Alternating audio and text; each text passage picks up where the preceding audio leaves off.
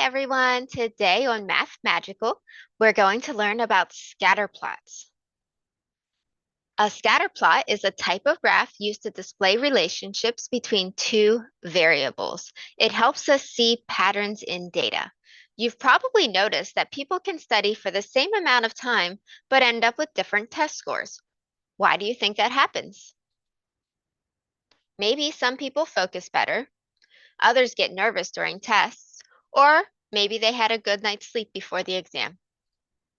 Scatter plots help us visualize these kinds of situations by showing how two things, like hours studied and test scores, are related.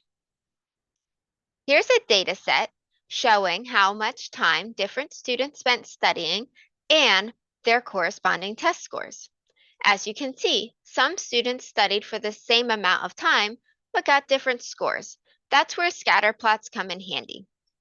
They help us spot trends even when there's variability in the data. Let's go ahead and plot the data.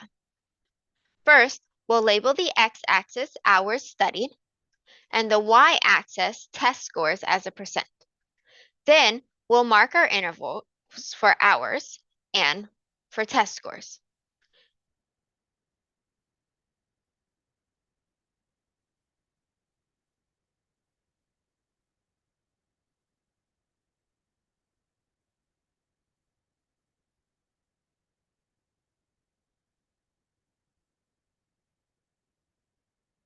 This little squiggle right here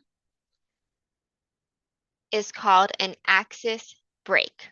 It tells us that we've skipped part of the scale to zoom in on the data. Now we can start our scale at 50% instead of 0. This makes our data easier to read. We can do this because no one scored lower than a 50% and we don't have to start at 0. Let's plot our first point. So you can see our first student studied 0 hours and scored a 54. That would keep their data point on our y-axis, as the y-axis corresponds to 0 on the x-axis. So we're going to go straight up from 0 and hit about right between the 50 and the 60 to represent 54 being their score. Our next data point is 1 hour studied, and that student got a 68. So really close to the 70, but not quite where 70 would be. And we went straight up from 1. The next student studied for 2 hours and scored just above a 70 at a 72. And then we had another student that studied for 2 hours and scored a 76. So that data point will be directly above the 72. Finally, we have 3 students that studied for 3 hours each. One scored an 84, an 86, and a 90. And then we have a student that studied for 4 hours and scored a 94. So we just mark each corresponding point on the plot. Now let's take a look at the scatter point plot. What do you notice? Even though the points don't form a perfect line, you can see an overall upward trend. This upward trend shows a positive correlation. As the number of hours studied increases, test scores tend to increase too. But it's not perfect because factors like understanding the material, focus, and test anxiety can affect test scores.